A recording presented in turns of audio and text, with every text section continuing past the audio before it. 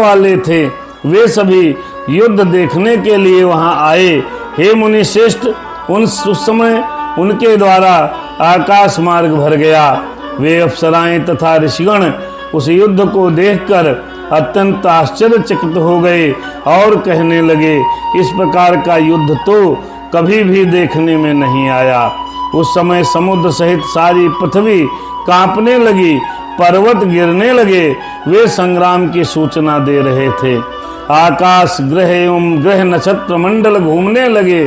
शिष्य सभी व्याकुल हो उठे। सभी देवता तथा देवगण भाग गए। केवल पराक्रमी तथा महावीर कार्तिकेय ही नहीं भागे और सबको रोककर गणेश के सामने डटे रहे।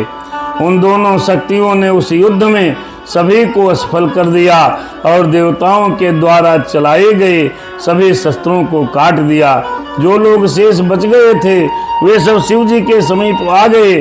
सभी देवता तथा शिवगण तो भाग ही चुके थे। उन सभी ने मिलकर शिव जी को बारंबार नमस्कार कर बड़ी शीघ्रता से पूछा, हे प्रभु, यह श्रेष्ठ गण कौन है?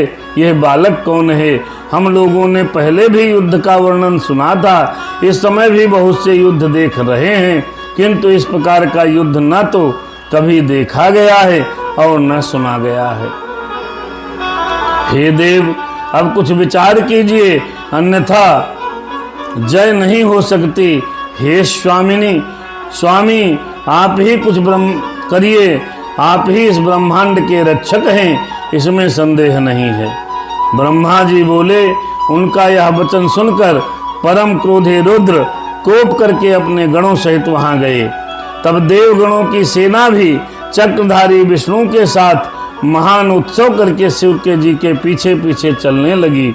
हे नारद, इसी बीच आपने देव महेश्वर को भक्ति पूर्वक हाथ जोड़ करके कहा।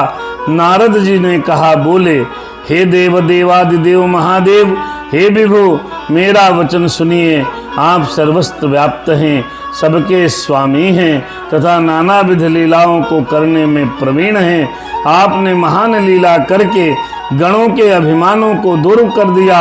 हे शंकर, आपने इनको बल देकर देवताओं के भी गर्व को नष्ट कर दिया।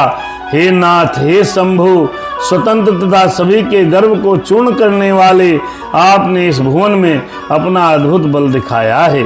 हे भक्त वत्सल, अब आप उस लीला को मत कीजिए और अपने इन गणों का तथा देवताओं का सम्मान करके इसकी रक्षा कीजिए। हे ब्रह्मपादायक, अब इन्हें अधिक मत खिलाइए और इन गणेश का वध कीजिए। हे नारद, इस